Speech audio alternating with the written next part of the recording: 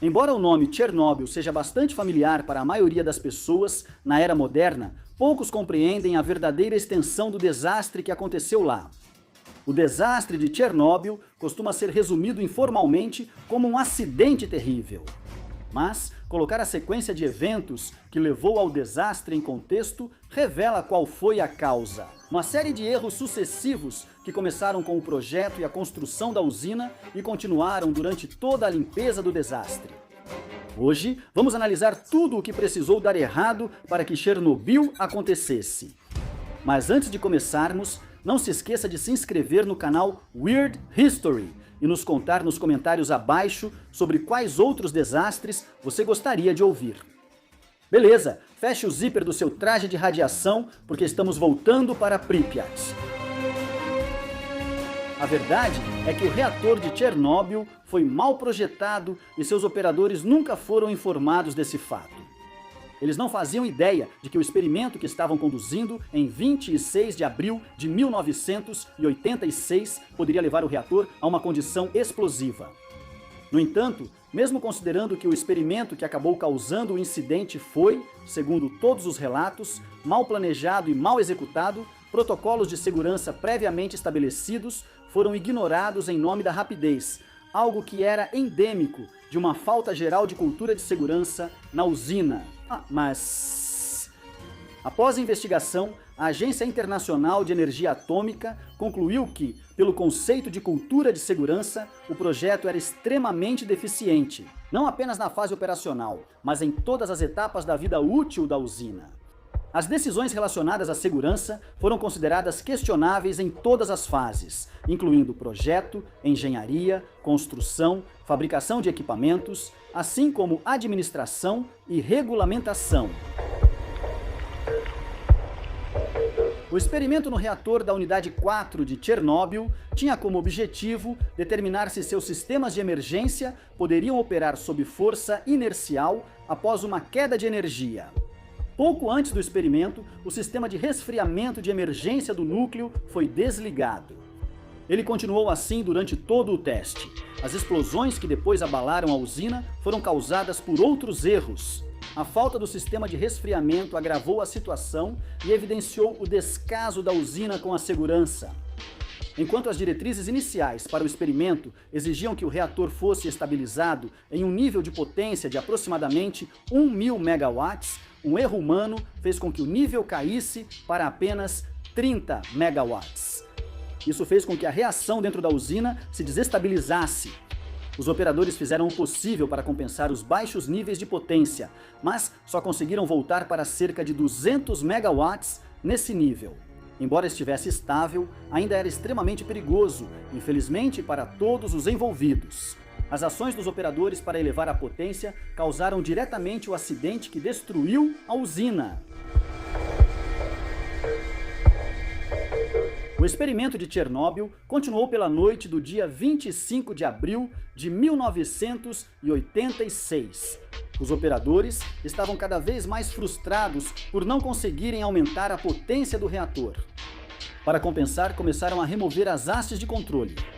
O protocolo de segurança exigia um mínimo de 15 hastes, mas os operadores continuaram removendo-as até restarem apenas 8. Como resultado, o reator ultrapassou a margem mínima de reatividade operacional, o que não é bom. Isso gerou o chamado coeficiente de vazio positivo, comum em reatores desse tipo e considerado indesejável. Em resumo, isso deixou o reator vulnerável a um aumento repentino de potência, elevando o risco de um derretimento nuclear completo, o pior cenário possível. O experimento exigia desligar as turbinas que forneciam água resfriada ao reator. Só isso já não teria sido tão ruim. Porém, após lutarem para aumentar a potência do reator, os operadores ainda reduziram o fluxo de água de alimentação. Esses dois fatores combinados fizeram com que a temperatura dentro do reator aumentasse e, junto com ela, a quantidade de vapor. Apesar de várias teorias sobre o que causou a primeira detonação, muitos atribuem ao excesso de vapor. Seja como for, o vapor no mínimo agravou a instabilidade do reator. Os operadores tentavam aumentar a potência do reator da unidade 4, mas enfrentaram o oposto, um grande pico de energia. Apesar de várias teorias, ninguém sabe ao certo por que o pico ocorreu. Mas, qualquer que seja a causa, o pico rompeu as células do reator e elevou as temperaturas a níveis catastróficos. Isso, por sua vez, gerou ainda mais vapor. O maior volume de vapor elevou a pressão, rompendo os elementos de combustível e despressurizando o circuito de resfriamento do reator. Após isso, as detonações que abalariam a usina estavam praticamente garantidas. Quando o reator atingiu o pico de potência, os operadores tentaram inserir mais barras de controle, mas era tarde demais. Pior ainda, tentar retomar o controle pode ter sido um erro fatal. As barras de controle em Chernobyl têm deslocadores de grafite e há fortes razões para crer que o grafite desencadeou uma reação nuclear com as células de combustível rompidas. Essa teoria explica a gravidade da primeira detonação que teve tanta força por trás. Ela literalmente explodiu a tampa de 2 metros de concreto e aço, arrancando-a do reator. Segundos depois, uma segunda explosão ocorreu, provavelmente pelo acúmulo de hidrogênio do vapor reagindo com o zircônio. A explosão inicial arrancou a tampa do reator e a segunda a lançou para o alto. Com ela, grandes quantidades de combustível e moderador foram ejetadas. Pelo menos uma pessoa, cujo corpo nunca foi recuperado, morreu na hora. Outra pessoa morreu no hospital poucas horas depois. Como se tudo isso já não fosse ruim o suficiente, as explosões deixaram o núcleo do reator exposto, a radiação começou a se espalhar por Chernobyl e depois para o mundo inteiro. Dada a intensidade das explosões, você pensaria que alarmes estariam tocando e toda a usina estaria entrando em ação, mas não foi assim. A resposta imediata foi surpreendentemente tranquila e o trabalho nos outros reatores seguiu normalmente. Nem mesmo os bombeiros que chegaram para apagar os incêndios usaram equipamentos de proteção.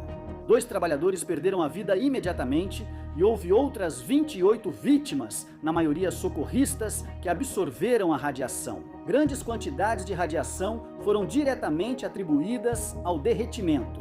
Mais de 100 pessoas foram hospitalizadas com síndrome aguda da radiação e dezenas morreram nas semanas e meses seguintes. A cerca de 3 quilômetros de Chernobyl estava a cidade de Pripyat. Os cidadãos de lá não foram informados de nada, mas não puderam deixar de notar os oficiais andando pelas ruas com máscaras de gás. Boatos rapidamente se espalharam sobre vazamento de radiação em Chernobyl. As autoridades locais, decididas a seguir a linha do partido e encobrir o acidente, não evacuaram a cidade imediatamente. A ordem de evacuação só veio 36 horas após a detonação inicial. Os moradores tiveram 1 hora para juntar seus pertences e sair, achando que voltariam em alguns dias, mas nunca puderam retornar às suas casas. Devido aos atrasos, eles absorveram uma quantidade desconhecida de radiação. Como se a resposta inicial ao desastre de Chernobyl não bastasse, a limpeza foi confusa, perigosa e tediosa. No final das contas, levaria mais de meio ano para conter a situação, mas, finalmente, uma estrutura de concreto e aço foi construída sobre o reator em novembro de 1986. Chernobyl foi conduzido de forma que muitos são responsabilizados. Mas parte dessa culpa cabe a Mikhail Gorbachev e ao governo soviético, que deixaram as reações serem influenciadas por questões políticas. O governo estava desmoronando e ninguém queria reconhecer o desastre. Eles nem sequer admitiram que o desastre havia ocorrido até que mais de um dia tivesse se passado, e ainda levaria mais tempo até informarem o público. Os primeiros socorristas, chamados para o incidente, provavelmente sabiam que iam em direção ao perigo. No entanto, não havia como eles saberem que decisões incompetentes resultariam em exposição desnecessária a quantidades absurdas de radiação. Inicialmente, as autoridades tentaram usar robôs para remover o grafite em chamas do telhado do reator, mas eles falharam. Outro plano tentou usar helicópteros para sobrevoar as chamas nucleares e jogar areia sobre elas. Além de não funcionar, isso expôs as equipes dos helicópteros a correntes ascendentes e radiadas. Tudo isso significava que pessoas de verdade teriam que subir no topo do reator, que ainda estava com o núcleo exposto, por longos períodos. As autoridades tentaram conter a liberação adicional de radiação na atmosfera, enterrando o solo superficial e a vegetação irradiados. Contudo, esse plano pode ter causado uma consequência não intencional e perigosa. Impediu que a radiação fosse para a atmosfera, mas a redirecionou ao lençol freático. De acordo com alguns relatos, a limpeza ignorou protocolos que exigiam levantamentos geológicos justamente para evitar esse tipo de situação. Em vez disso, as equipes cavaram até encontrar água e então empurraram a camada superficial do solo diretamente para dentro. Isso teria espalhado a radiação ainda mais além da zona de exclusão. A região de Chernobyl tinha muitos recursos valiosos e o governo soviético não queria desperdiçá-los. Os oficiais desenvolveram padrões questionáveis para quantificar quais produtos alimentícios eram seguros e quais estavam contaminados. Como resultado, itens irradiados acabaram nas prateleiras das lojas. Grandes quantidades de carne contaminada foram armazenadas em câmaras frigoríficas, esperando que um dia pudessem ser consumidas. O governo soviético não parecia ter aprendido, demonstrando ainda mais desrespeito pela segurança que levou ao desastre. Mikhail Gorbachev só soube do desastre horas depois, mas não quis divulgar a notícia imediatamente. Apesar da atenção de cientistas globais, seu governo seguiu agindo como se nada estivesse errado. Apesar do aumento da radiação na Ucrânia e no mundo, o Partido Central promoveu um grande evento ao ar livre em Kiev no Dia do Trabalho. A imprudência e a arrogância deles custaram inúmeras vidas.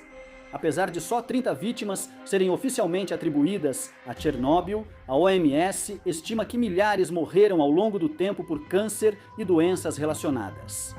Ao tentar abafar a situação, o governo soviético impediu que seus próprios cidadãos se protegessem. Ainda não se sabe o quanto do encobrimento persiste. O maior acidente nuclear da história americana, o derretimento de Three Mile Island, ocorreu na manhã de 28 de maio de 1979, apesar de menor que o desastre de Fukushima no Japão ou o incidente de Chernobyl na Rússia. Ainda assim, serve como um alerta sobre como uma série de pequenos erros pode desencadear um grande desastre. Então, hoje vamos dar uma olhada em tudo o que deu errado durante o infame incidente de 3 Milhas Island. Beleza, hora de parar o mundo e derreter junto com você. A usina nuclear de 3 Milhas Island é uma usina nuclear desativada localizada na ilha de 3 Milhas, no rio Susquehanna, perto de Harrisburg, Pensilvânia. Na verdade, não está totalmente desativada. Esse processo é longo. Falo mais sobre isso em breve. Construída pela General Public Utilities Corporation, a usina era operada pela Metropolitan Edison, também chamada MET-ED. A construção do reator nuclear Unidade 1 da ilha Three Mile, TMI-1, começou em 1968 e foi concluída sem nenhum problema. Por outro lado, a Unidade 2, também conhecida como TMI-2, foi atormentada por problemas. Primeiramente, houve grandes atrasos na construção, prevista para 6 anos, mas que durou 9. A construção começou em 1969 e só foi concluída em 1978. Esse tempo dá para assistir 2, O Poderoso Chefão, 2 Tubarão, um Star Wars e até o especial de Natal de Star Wars, que é outro tipo de catástrofe. E ainda teve mais. Assim que o reator entrou em operação, sofreu vários desligamentos inesperados. Isso é ruim. Se sua geladeira fizesse isso, você a devolveria para a loja. Devolver um reator nuclear é complicado. Então os trabalhadores da Unidade 2 não queriam perder o emprego. Eles não queriam que o governo desligasse o reator de vez. Então decidiram começar a falsificar dados sobre o desempenho do reator para a Comissão Reguladora Nuclear. Tudo bem enrolar no trabalho ao fechar o turno no El Polo Louco, mas a responsabilidade é maior quando se divide átomos. O cenário já estava preparado para que algo desse muito errado. Em 28 de março de 1979, a bomba que enviava água quente ao gerador de vapor do reator falhou por razões ainda não totalmente compreendidas. Alguns suspeitam que pode ter sido culpa de uma válvula que ficou presa na posição fechada, ou de água que vazou para uma linha de ar, mas não há como saber ao certo. Em resposta, a turbina da usina desligou imediatamente, expelindo uma enorme nuvem de vapor de alta pressão. Sem a água do gerador de vapor, a bomba de alimentação de água da unidade 2 também parou de funcionar. Essa bomba em particular foi projetada para fornecer um fluxo contínuo de água para os geradores de vapor. Isso mantinha o núcleo nuclear da usina resfriado, o que é realmente importante. Enquanto o núcleo nuclear estiver sendo resfriado, ele funciona perfeitamente. Porém, ao ser aquecido, inicia-se uma cadeia de eventos que leva o núcleo a entrar em estado crítico e derreter. O resultado é a energia nuclear liberada e espalhada pela atmosfera. E enquanto as nuvens atômicas podem conceder poderes sobre-humanos às pessoas no MCU, na vida real, elas geralmente só te dão câncer. Com as bombas paradas, a usina entrou em desligamento de emergência e o risco de derretimento em 3 Mile Island aumentou. Com o sistema desligado, a pressão do reator caiu. Normalmente, essa queda faria a válvula de alívio se fechar e parar de liberar vapor. Desta vez, porém, a válvula ficou presa aberta, permitindo a saída contínua de vapor e reduzindo gradualmente os níveis de água no reator. Você pode se perguntar por que não havia backup para a falha da bomba de alimentação de água. Na verdade, havia, mas, como tudo mais em 3 Milhas Island, naquele dia, os backups foram tão eficazes quanto um arremessador reserva bêbado. Quando a bomba principal de alimentação de água falhou, uma bomba de emergência deveria ter sido acionada automaticamente. A válvula de alívio das bombas de emergência estava travada fechada. Por que tudo trava? Será que fizeram isso com biscoito e pasta de amendoim? Parece um caso da lei de Murphy. Essa falha foi resultado direto de erro humano. Dias antes do derretimento, a bomba reserva foi testada várias vezes e estava em boas condições. Porém, para esses testes, a válvula precisou ser operada manualmente. Quando a válvula está devidamente aberta, a bomba reserva entra em funcionamento como deveria, mas alguém deixou a válvula fechada depois que os testes foram concluídos. Assim, a bomba reserva não funcionou e a água perto do núcleo continuou sendo liberada, fazendo a temperatura subir. E como se não bastasse, os incidentes continuaram fora de controle. Os instrumentos da sala de controle não alertaram os operadores sobre o problema. Eles notaram que a bomba principal parou, mas achavam que a reserva funcionava. Além disso, as bombas de emergência desse reator já haviam sido acionadas sem motivo antes. Os trabalhadores foram levados a acreditar que não era grave. Embora a válvula de liberação de vapor estivesse presa aberta, o painel de controle mostrava sinais confusos, parecendo indicar que estava fechada. Os operadores não sabiam que a água de resfriamento escapava do reator constantemente em vapor. O projeto da usina também dificultava, pois os operadores na sala de controle não conseguiam ver quanta água de fato cercava o núcleo nuclear. Devido a isso e às leituras incorretas na sala de controle da unidade 2, os trabalhadores pensavam que tudo estava sob controle. Eles acreditavam que o reator estava cheio de água, enquanto na realidade ele estava se enchendo de vapor.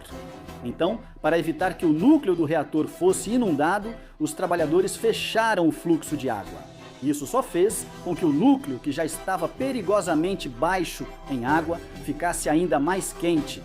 De acordo com um relatório posterior, havia 2 medidores que deveriam ter sido verificados antes de tomar qualquer ação. Um funcionário admitiu ter verificado só um, achando que o local estava enchendo de água em vez de secando. O aumento da pressão do vapor fez as bombas de resfriamento vibrarem, levando os trabalhadores a desligá-las para evitar danos. O fluxo de água que resfriava o núcleo do reator da unidade 2 foi totalmente interrompido, causando um efeito exponencial. Como a água limpa não estava mais fluindo para o reator, grandes partes do núcleo do reator ficaram descobertas. À medida que o vapor e a água antiga escapavam, as barras de combustível que continham as pastilhas nucleares que alimentavam o reator começaram a derreter. Para você ter uma ideia de quão grave foi essa falha, as barras eram feitas de zircônio, um composto com ponto de fusão de cerca de 1850 graus Celsius, aproximadamente 1/3 da temperatura do Sol. Isso é muito quente. O derretimento em grande escala começou sem que ninguém soubesse. As pessoas na sala de controle em 28 de maio demoraram muito para verificar os níveis de água no núcleo do reator, mesmo com problemas começando às 4h. Jimpunch Nei Busum. Ninguém percebeu que a água precisava ser religada manualmente até às 7 da manhã. Durante essa janela de 3 horas, o núcleo do reator derreteu.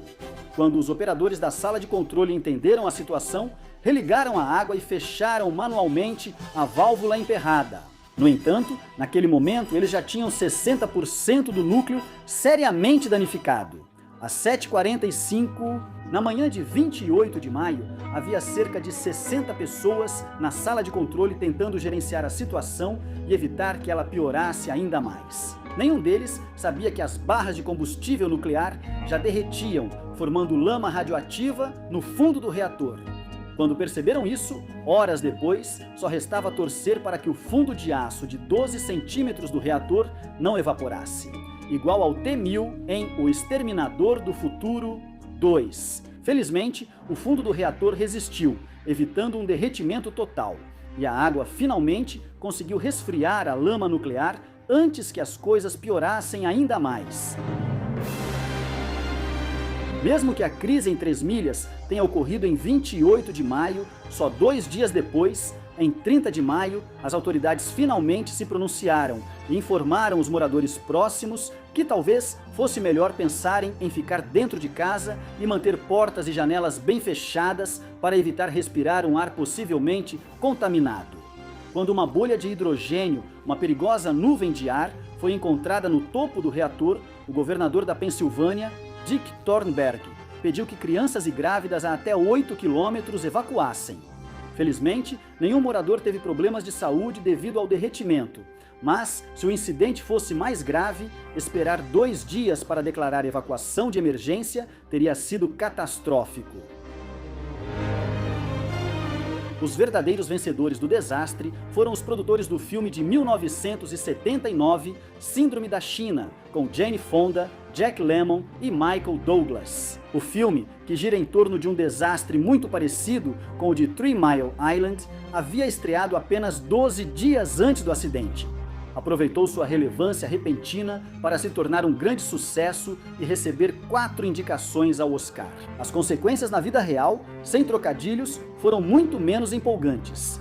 De acordo com o The New York Times, a limpeza do acidente foi finalmente concluída por volta de 14 de agosto de 1993, quase 14 anos depois que aconteceu. O processo incluiu a limpeza de 2,3 milhões de galões de águas residuais. Não dá para filtrar água radioativa com um filtro Brita. Reator. Unidade 2 foi desativada após o acidente. No entanto, em novembro de 2010, seu gerador elétrico danificado foi reformado e instalado na usina nuclear Sharon Harris, em Mill Hill. A Carolina do Norte não sabia que existia um mercado paralelo para peças de reatores nucleares. Parece algo que você deveria comprar novo. O novo reator, Unidade 1, que estava desligado para reabastecimento durante o desastre, foi religado em outubro de 1985, apesar de várias liminares federais e de uma enorme oposição pública. Ele continuaria em uso até ser finalmente desligado, 34 anos depois, em 20 de setembro de 2019. Curiosamente, a usina não foi desligada por motivos técnicos. Pelo contrário, sua licença para operar estava garantida até o ano de 2034.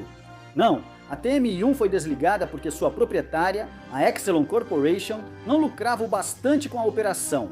A Exelon anunciou em maio de 2017 que fecharia a usina, a menos que o Estado mudasse políticas ou criasse incentivos para compensar os custos operacionais. Mas o Estado optou por não intervir. O descomissionamento da Unidade 1 levará quase 60 anos e custará mais de $1 bilhão. Deviam ter deixado isso para o Wolverine, ele faria tudo bem mais rápido. Você talvez não conheça o nome Vassili Arkhipov, mas já que ele foi chamado de o homem que salvou o mundo, talvez devesse conhecer. Resumindo, ele foi o marinheiro soviético que impediu uma guerra nuclear durante a crise dos mísseis de Cuba nos anos 60. Então hoje vamos dar uma olhada no soldado soviético que sozinho salvou o mundo da aniquilação nuclear? Beleza, então vamos ver quando a Guerra Fria quase ficou realmente quente.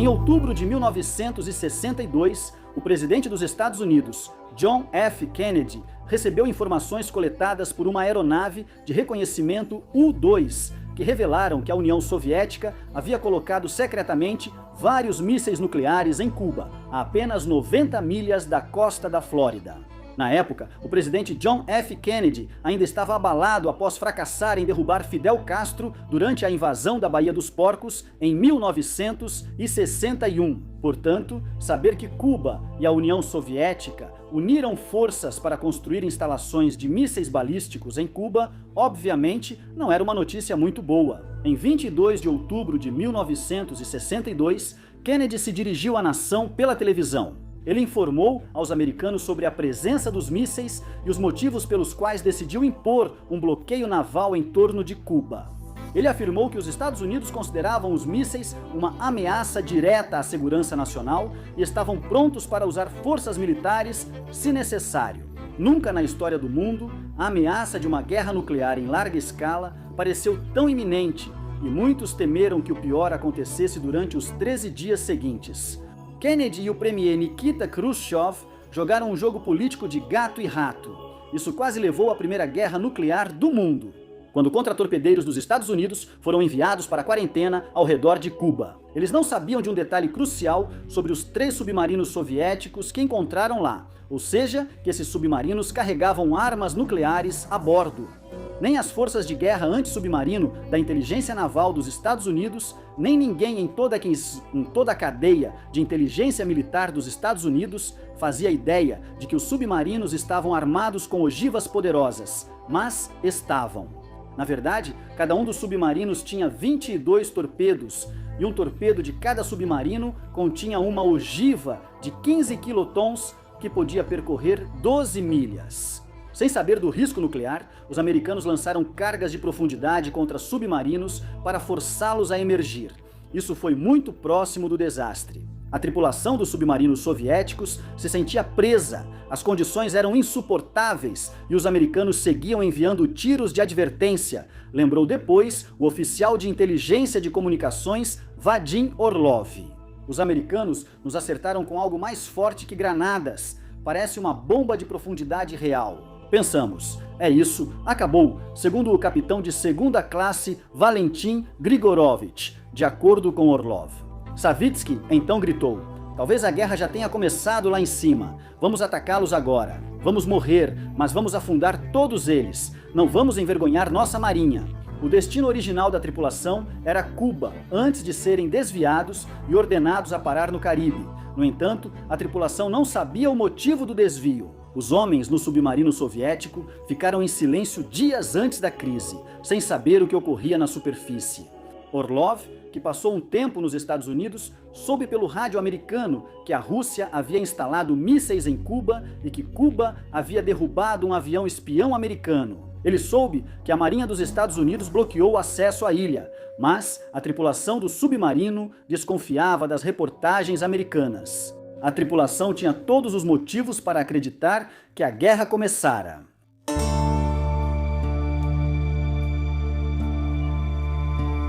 Quando Savitsky ordenou que o torpedo fosse armado, regulamentos impediam que um homem iniciasse uma guerra sem aprovação de 3 oficiais superiores a bordo. Enquanto o segundo em comando concordou, o comandante da flotilha, Vassily Alexandrovich Arkhipov, que tinha o mesmo posto de Savitsky, não concordou. Arkhipov não acreditava que os americanos atacavam o submarino soviético, mas sim que sinalizavam para que emergissem. Como evidência, ele observou que as cargas de profundidade deles nunca atingiram o B-59. Não está claro o que Arkhipov disse para impedir Savitsky de iniciar uma guerra nuclear. Mas, graças a Deus, suas palavras foram aparentemente muito persuasivas, de acordo com a esposa de Arkhipov. O comandante era calmo e gentil. Provavelmente seu comportamento ajudou a acalmar Savitsky e fazê-lo mudar de ideia. Após o confronto, o míssil não foi preparado para disparo. Em vez disso, o submarino russo subiu à superfície, onde foi recebido por um destroyer dos Estados Unidos. Mesmo assim, os americanos não embarcaram e nenhuma inspeção ocorreu. Então a Marinha dos Estados Unidos não sabia dos torpedos nucleares nesses submarinos. Isso só foi descoberto cerca de 50 anos depois, quando os antigos antagonistas se reuniram no encontro de 50 anos. Os russos deixaram Cuba e retornaram ao norte para a Rússia. Um capitão de um dos submarinos soviéticos, Vyory Katov, lembrou mais tarde que o capitão Savitsky havia tentado evitar entrar em contato com as forças americanas de guerra anti-submarino. Porém, a bateria do submarino de Savitsky acabou, obrigando-o a subir para recarregar. Ketov relata que enquanto subia à superfície, o submarino de Savitsky foi alvo de tiros de metralhadora de uma aeronave rastreadora ASWS-2 dos Estados Unidos. Os disparos atingiram as laterais e a proa do casco do submarino. Essas ações, vistas como provocativas pelos russos, foram feitas por navios de superfície e aeronaves anti-submarino em proximidade muito próxima, voando a aproximadamente 10 a 15 metros ou menos de 30 a 50 pés acima do submarino. De acordo com Ketov, os disparos tiveram um impacto negativo sobre o comandante, levando-o a tomar medidas extremas, o uso de armas especiais. Segundo Martin Josh Sherwin, membro de um esquadrão anti-submarino, as forças dos Estados Unidos receberam ordens para não disparar munição real perto do submarino. Isso levanta a questão: por que fizeram isso? Ninguém sabe ao certo, mas talvez a equipe de rastreamento não tenha recebido a ordem. Eles podem ter ficado exaltados após 2 dias seguindo o submarino e quiseram mostrar autoridade. Seja como for, é provável que eles não soubessem que suas ações poderiam causar a Terceira Guerra Mundial. Em seu relato dos acontecimentos, Ketov lembrou que foi apenas por acaso que Savitsky não recorreu ao uso de armas especiais durante o encontro. Na verdade, foi um atraso no tempo de submersão e a prudência do chefe de gabinete da brigada, Vasily Arhipov, que por acaso estava a bordo. O que impediu o submarino de iniciar operações de combate?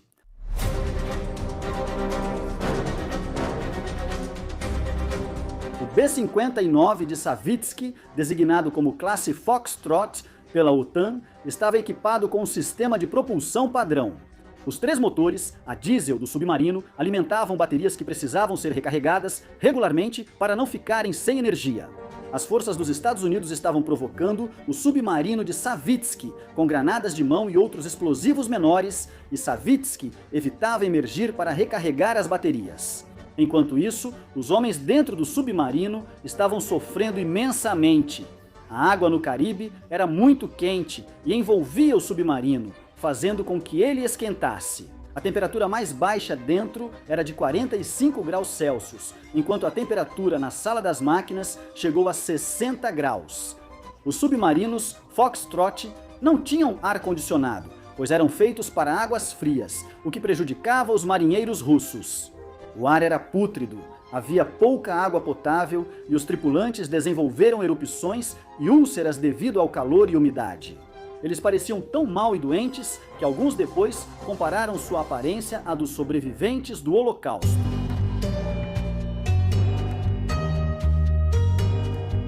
Especialistas afirmam que, se o submarino soviético tivesse lançado torpedos nucleares na crise dos mísseis de Cuba, os Estados Unidos responderiam igual.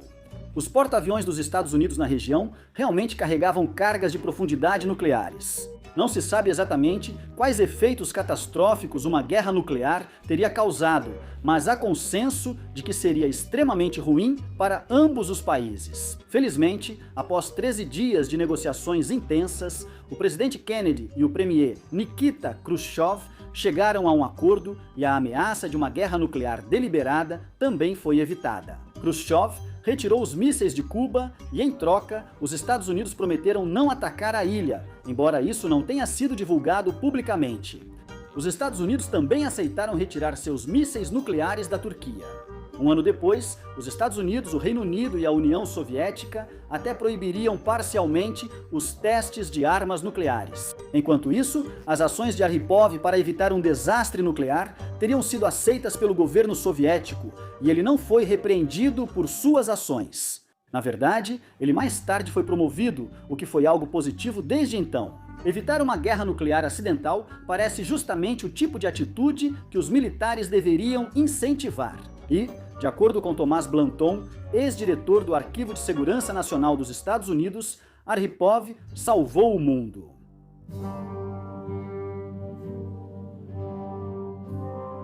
Vale lembrar que não foi a primeira vez que Arhipov manteve a calma e evitou um desastre em situação tensa. Um ano antes, Arhipov servia no submarino soviético K-19, cujos reatores nucleares apresentaram falhas após o sistema de resfriamento parar. Para evitar um derretimento nuclear, Arhipov ordenou que sua equipe encontrasse uma solução. Eles não tinham escolha, pois o sistema não possuía um backup. Como resultado, Arhipov e outros tripulantes foram expostos à radiação, o que não era o ideal, mas certamente melhor do que morrer em um derretimento nuclear. 2 anos depois, 22 tripulantes do K-19 morreram por causa daquela exposição. Arhipov viveu por mais 37 anos, mas o câncer de rim que ele desenvolveu foi atribuído à radiação. Ele morreu em 19 de agosto de 1998. Em 2017 ameaças feitas pelo líder norte-coreano Kim Jong-un de lançar mísseis contra Guam, um território dos Estados Unidos, reacenderam tensões semelhantes às que eram comuns durante a Guerra Fria.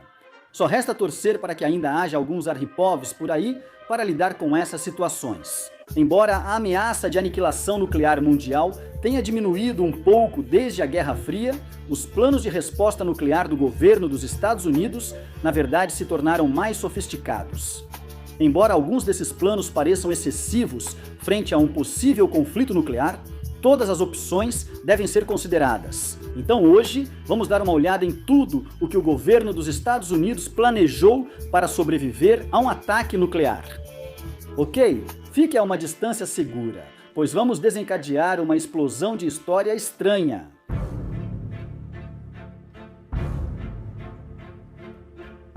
A Estrutura Nacional de Resposta dos Estados Unidos inclui 15 planos para incidentes de nucleares e biológicos, a contaminação de alimentos e invasões cibernéticas. Eles detalham tudo, desde o planejamento de emergência até a contra-resposta militar. O principal plano de resposta dos Estados Unidos atualmente, em caso de evento nuclear, é chamado de Cenário Nacional de Resposta número 1. Pode parecer óbvio, mas talvez não precisemos de nome código em emergência atômica. Segundo a FEMA, o cenário 1 é um dos desastres em massa mais prováveis. Ele é baseado na hipótese de uma detonação nuclear de 10 quilotons em uma cidade americana densamente povoada. Nesse cenário, altos níveis de radiação tornariam impossível uma resposta imediata no epicentro, o que representa uma preocupação significativa para os primeiros socorristas.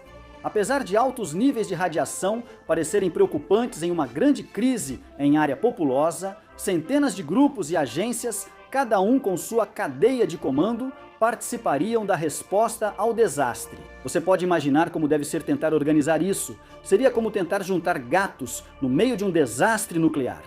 E as primeiras 36 horas após um evento atômico são críticas. Uma resposta rápida pode fazer toda a diferença. Para isso, a empresa de contramedidas médicas de emergência em saúde pública, também conhecida como FEMPS, foi fundada, em caso de crise. A FEMPS coordenaria entre uma dúzia de grandes agências governamentais, incluindo o CDC, o DoD, o VA e a FDA. Embora a FEMPS não atue em respostas militares ou estaduais, é a única responsável pela resposta médica a ameaças significativas à saúde pública. A agência está sempre ativa, elaborando planos para desastres, pesquisando ameaças à saúde pública civil e definindo expectativas anuais para outros departamentos. Enquanto isso, a Agência de Proteção Ambiental é responsável por se comunicar com o público em geral em caso de um incidente nuclear. Essa é uma escolha estranha. A EPA é a organização governamental que parece ser a menos ouvida por todos, mas é ela quem tem a tarefa de responder às perguntas do público. E eles têm um conjunto de pontos de discussão prontos para serem usados caso aconteça exatamente esse tipo de evento. Os roteiros deles vão desde respostas úteis sobre água, comida e segurança, até avisos como use mensagens de texto. Só vá ao hospital, delegacia ou quartel dos bombeiros em caso de emergência médica. Não abandone seu carro, não se aproxime do local do vazamento e não alimente seu Maguai depois da meia-noite.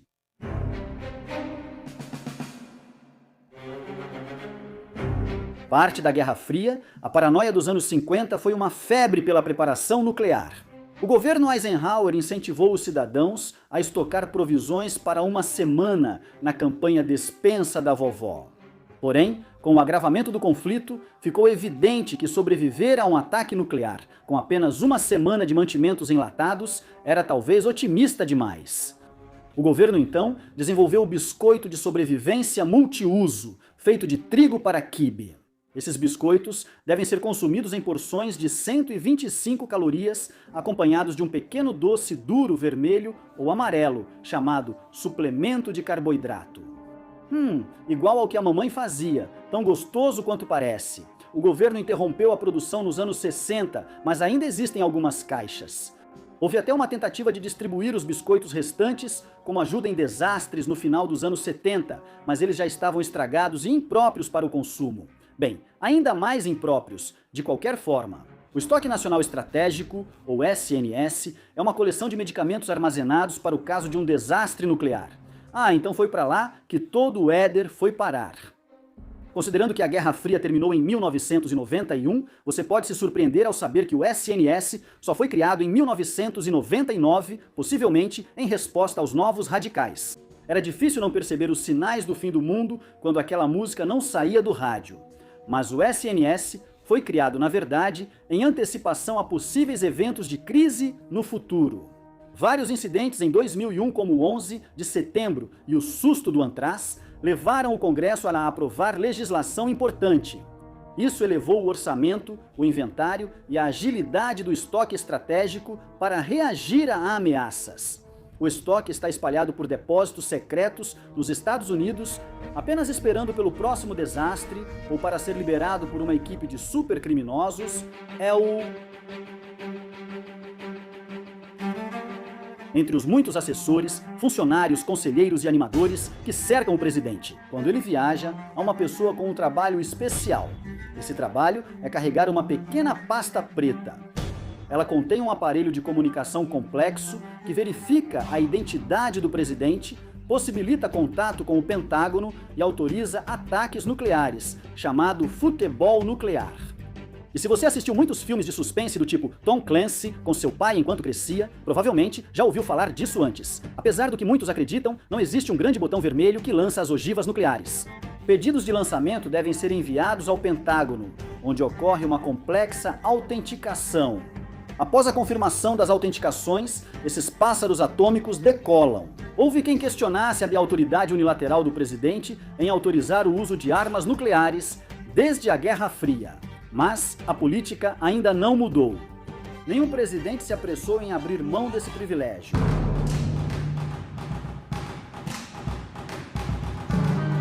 Uma explosão de 20 quilotons destruiu Nagasaki no fim da Segunda Guerra Mundial. Em 1960, o Plano Operacional Integrado Único, também conhecido como SOP, previa um total de 1.706 artefatos nucleares apontados para 725 alvos. Na URSS, China e seus países aliados, caso os Estados Unidos enfrentassem um conflito nuclear contra a URSS. O plano era detonar 3 artefatos de 80 quilotons para cada cidade do tamanho de Nagasaki, ou maior. O plano de 1960 também visava países comunistas sino-soviéticos, mesmo que não estivessem oficialmente em guerra com os Estados Unidos. Em outras palavras, tome cuidado com quem você se aproxima, geopoliticamente falando, é claro.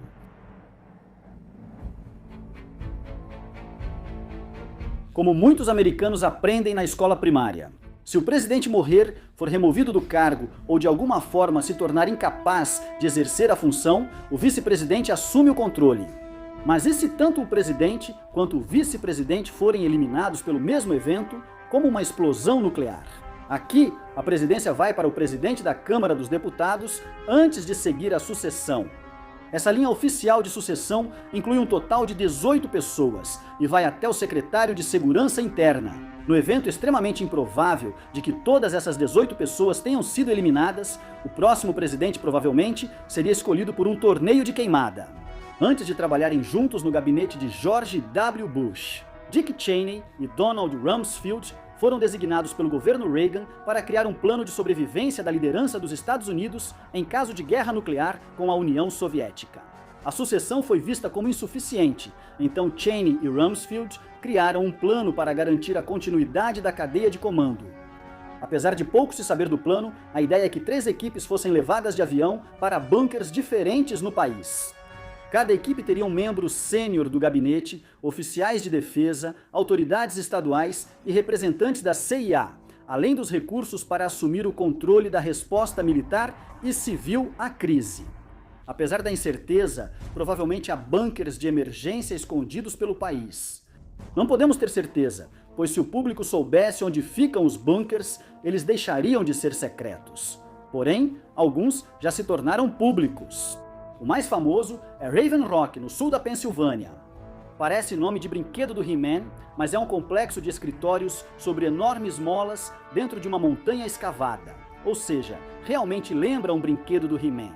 A enorme estrutura funciona como uma pequena cidade, com corpo de bombeiros, delegacia e instalações médicas.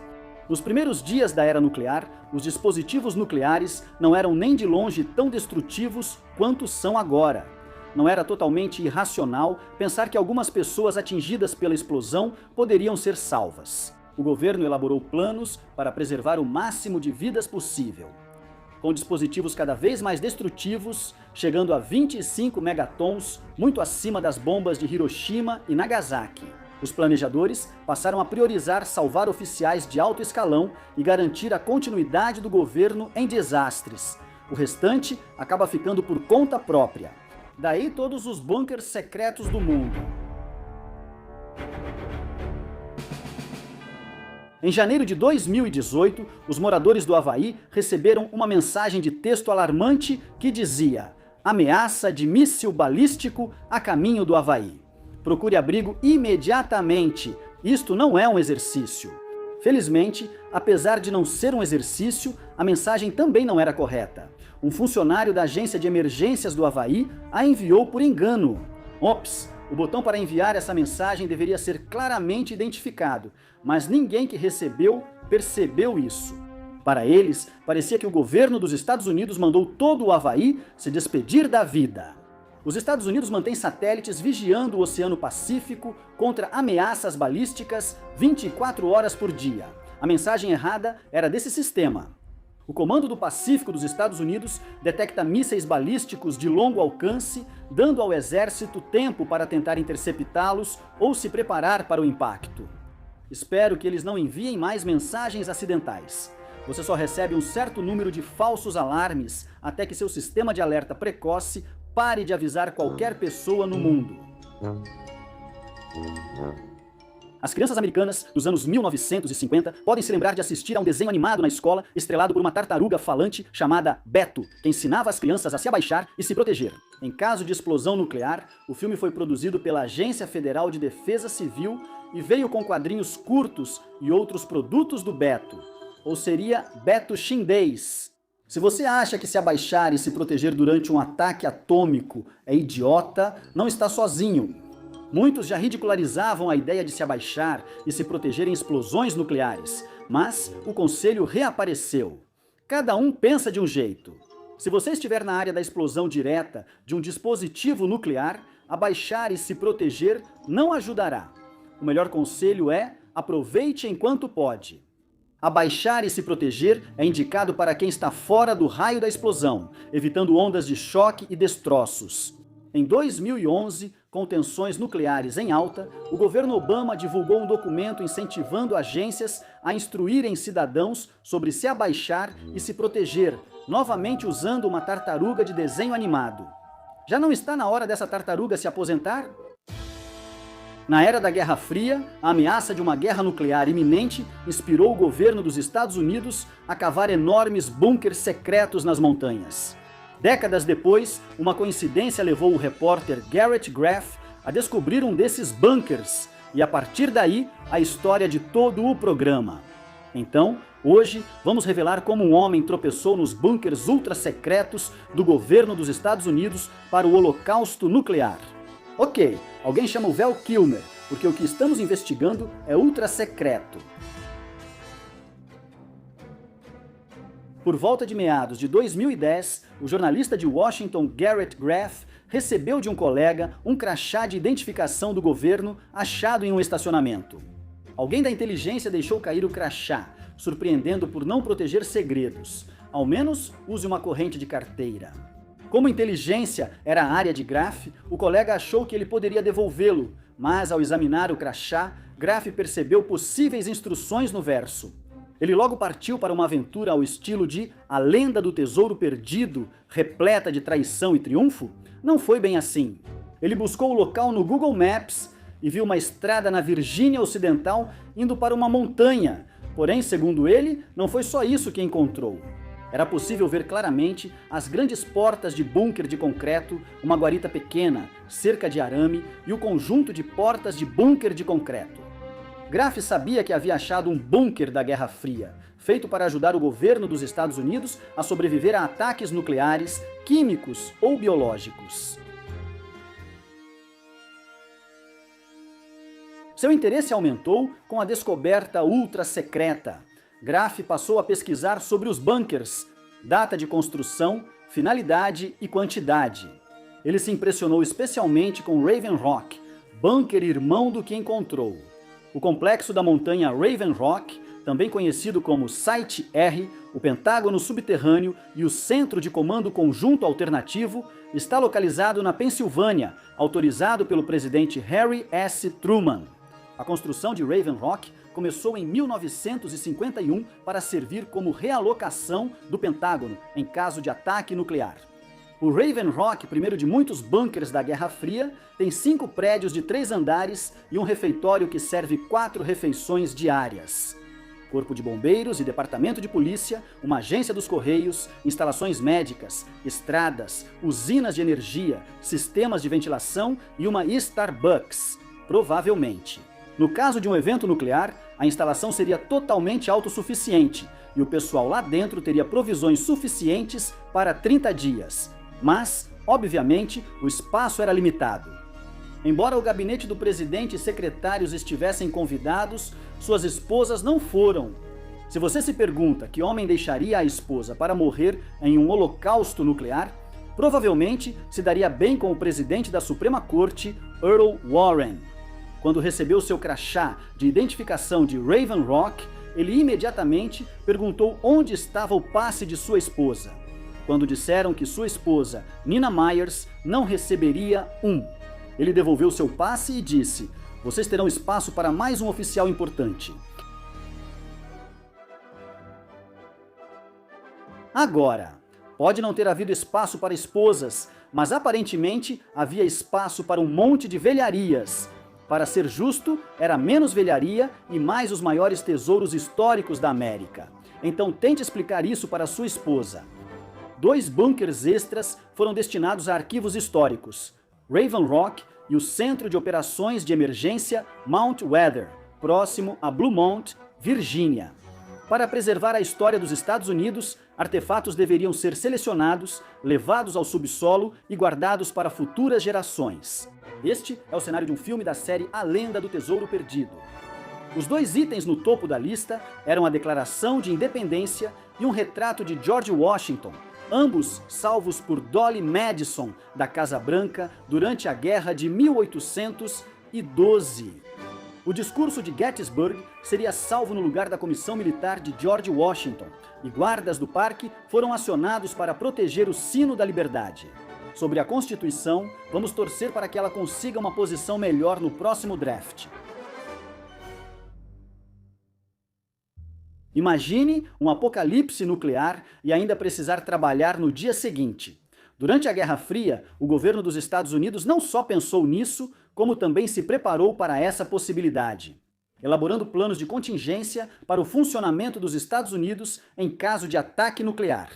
O presidente Dwight D. Eisenhower designou 9 pessoas para trabalhar com indústrias privadas e recriar burocracias, enquanto as agências existentes receberam tarefas específicas. O Serviço Nacional de Parques cuidaria dos campos de refugiados por já lidar com acampamentos, e o Departamento de Agricultura ficaria responsável pela distribuição de rações, pois já gerencia alimentos. O Correio seria responsável por registrar os mortos. Como trabalhar lá já era financeiramente deprimente, o governo enviou grandes quantias, principalmente notas de $2, para um dos bunkers. Não se preocupe, eles criaram um plano para a Receita Federal seguir arrecadando impostos. Fique tranquilo, mesmo se a sociedade colapsar e seus entes queridos forem incinerados pelo fogo atômico, os impostos vão sobreviver.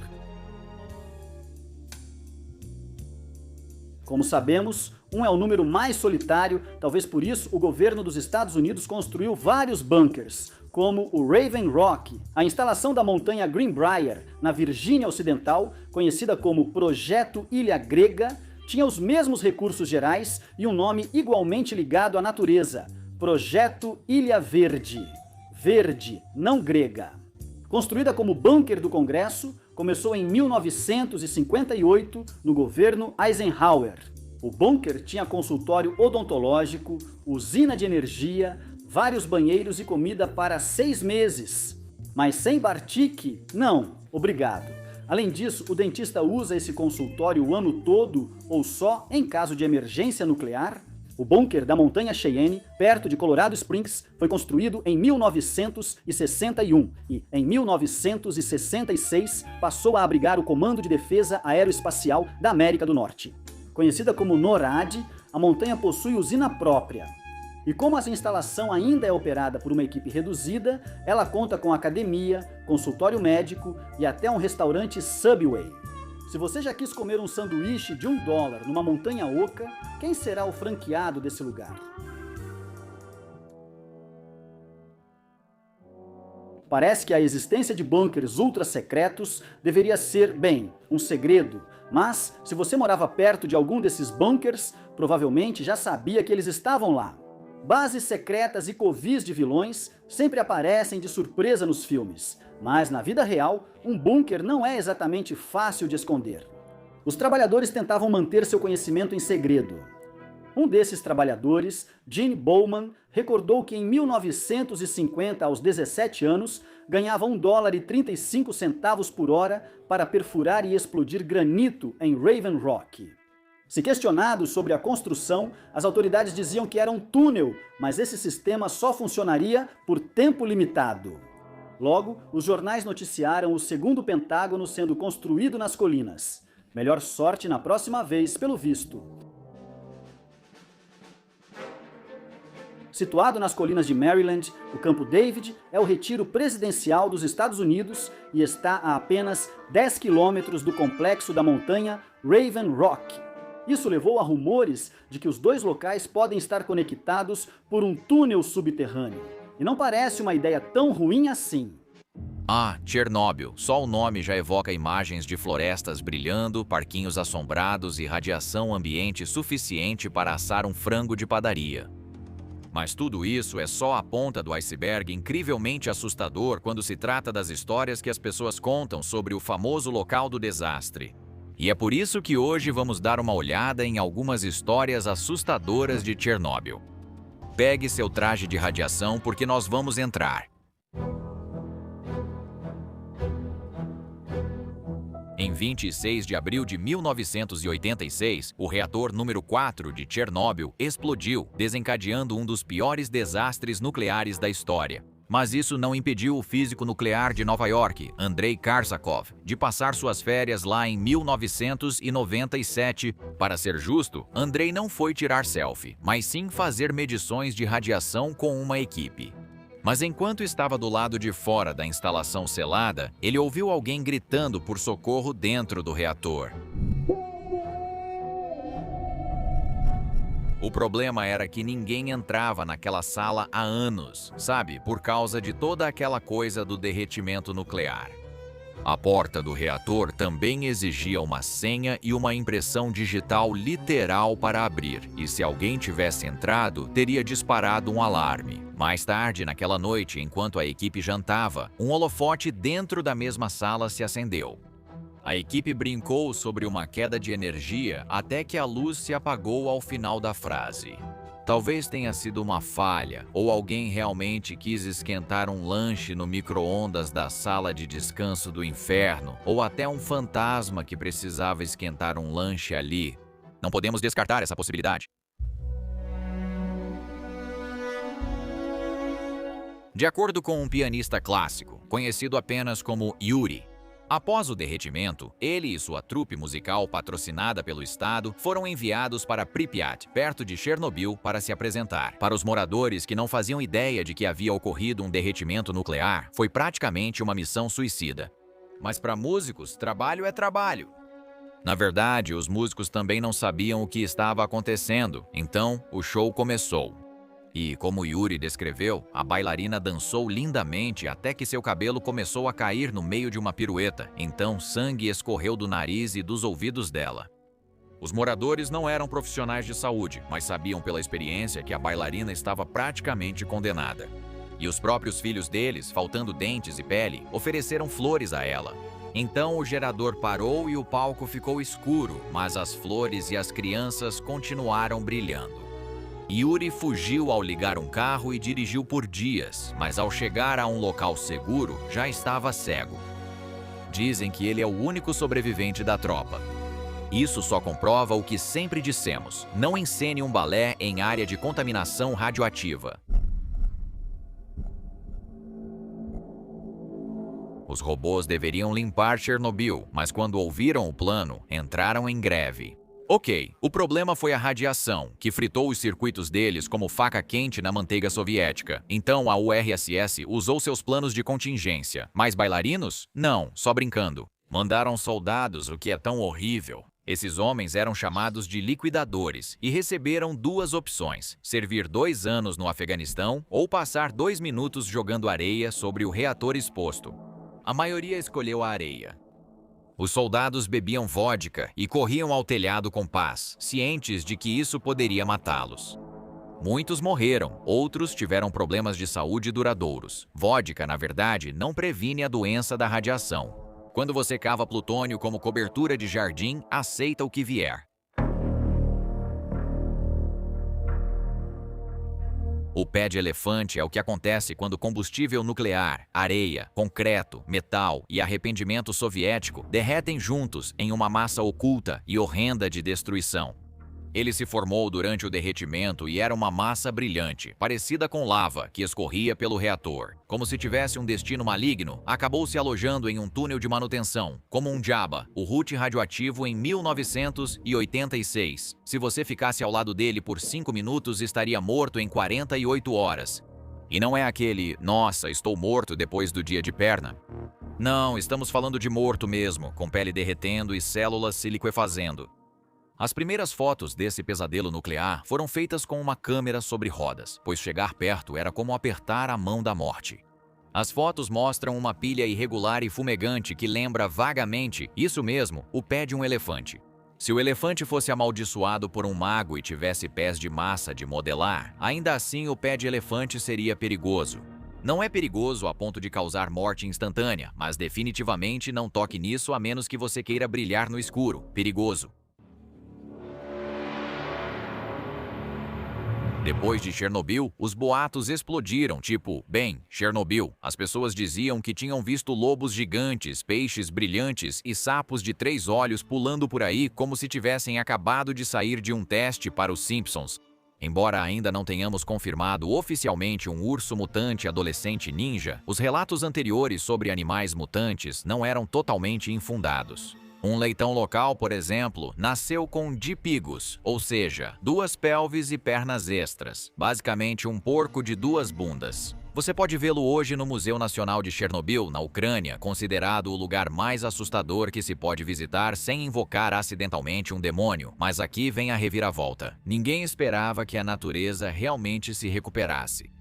Os pássaros têm cérebros menores, os roedores têm menos filhotes e os sapos estão fazendo seja lá o que sapos radioativos fazem. Não sabemos, mas em geral a vida selvagem em Chernobyl prospera. Acontece que, quando os humanos saíram da floresta, basicamente disseram: legal, obrigado, a partir daqui a gente cuida. É como uma palestra pós-apocalíptica chamada Como Aprendi a Parar de Me Preocupar e Amar a Radiação. Então, a moral da história parece ser que a natureza se cura, mas só depois que se livra da gente.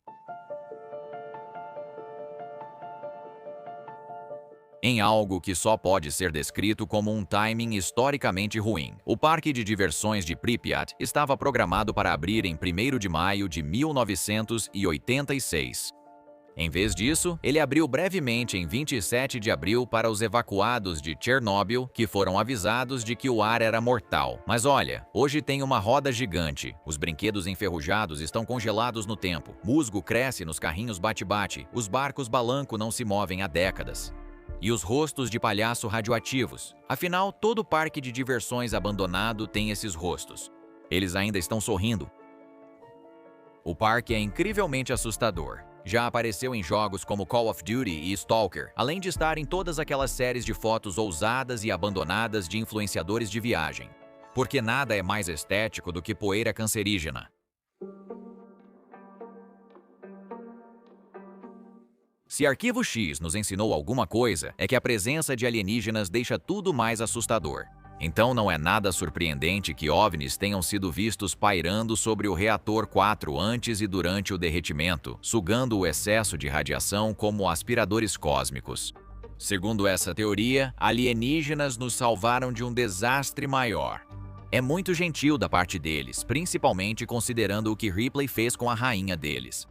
Uma afirmação semelhante surgiu após o desastre nuclear de Fukushima em 2011 no Japão, sugerindo que a Terra pode ser o equivalente galáctico de uma casa à prova de crianças. E os alienígenas são só babás flutuantes suspirando sempre que usamos um garfo na tomada nuclear.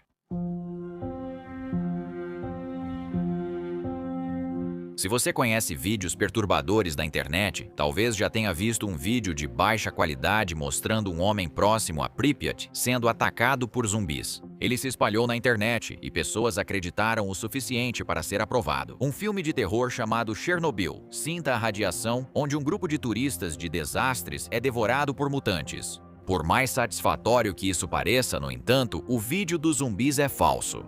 As imagens foram retiradas do videogame de 2007 Stalker, Sombra de Chernobyl, onde mutantes vagavam pela zona de exclusão após um segundo desastre fictício.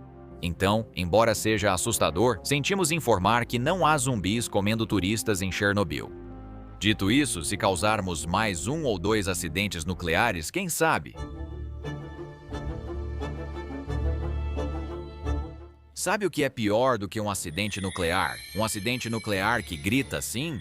Segundo alguns trabalhadores e pesquisadores, o reator de Chernobyl emitiu um uivo agudo e estranho antes da explosão. Testemunhas descreveram como um som que você sente nos ossos. Mas seria o som da pressão do vapor se acumulando em um núcleo nuclear condenado? Ou seria, como sugerem no Reddit, a alma do reator deixando seu corpo? Se seu prédio começar a gritar, talvez seja hora de sair. Nosso melhor palpite é que foi uma combinação de estresse estrutural, vapor superaquecido e um núcleo prestes a se lançar para o céu. Já que os filmes de Amityville mostraram que um prédio pode ser possuído, vamos adicionar este à lista dos assombrados. Testemunhas como guardas, engenheiros e moradores disseram ter visto uma figura sombria de olhos vermelhos perto do reator 4 antes da explosão. Parece falso, né? Parece uma jogada de marketing para promover um filme sobre o primo radioativo do Slender Man, mas é isso. Esses relatos são anteriores ao desastre e depois da explosão, as aparições aumentaram. Ruídos estranhos e aparições continuaram sendo observados nos destroços por semanas. Apelidada de Pássaro Negro de Chernobyl, algumas pessoas identificaram essa figura como um presságio de desgraça do tipo Homem-Mariposa. Céticos, sempre prontos para estragar a diversão, dizem que era só uma ave grande ou histeria coletiva. Seja qual for o caso, nós dizemos: olhos vermelhos brilhantes, mais níveis mortais de radiação, é hora de cair fora. Em Pripyat, cidade abandonada que já abrigou milhares de trabalhadores de Chernobyl. Uma das cenas mais assustadoras está nos restos de um jardim de infância. Lá dentro, espalhados pelo chão apodrecido e pelo linóleo descascado, estão os corpos derretidos e retorcidos de bonecas infantis. O mais assustador não são só os rostos derretidos ou membros faltando, mas como foram colocados. Uma boneca tinha pregos nos olhos. Outra estava sentada ereta em uma cadeirinha, segurando um contador Geiger. É bem perturbador, mas essa é a intenção. As bonecas são artefatos genuínos. Mas as poses em que estão agora foram criadas por visitantes, fotógrafos e caçadores de emoções que quiseram piorar a cena. Apesar dos níveis de radiação em Pripyat serem baixos atualmente, o ambiente assustador do berçário continua fora de controle. Apesar do sarcófago protetor, dos comunicados dizendo que tudo foi consertado e da torcida para que tudo dê certo, o reator 4 ainda está reagindo. Cientistas detectaram níveis crescentes de nêutrons, o que significa que reações de fissão nuclear ainda estão acontecendo em câmaras inacessíveis do reator destruído. Como um monstro de filme de terror que se recusa a morrer, Chernobyl continua a sussurrar, chiar e ameaçar. Ainda não é perigoso, mas ainda há pontos quentes de combustível radioativo se movendo lentamente sob o concreto. E se algo se desestabilizar, bem, digamos apenas que a sequência pode não estar na HBO, mas sim na vida real. Isso é assustador o suficiente para você? O que você acha? Qual o lugar abandonado mais assustador que já visitou? Conte pra gente nos comentários abaixo e aproveite para conferir alguns desses outros vídeos da Weird History.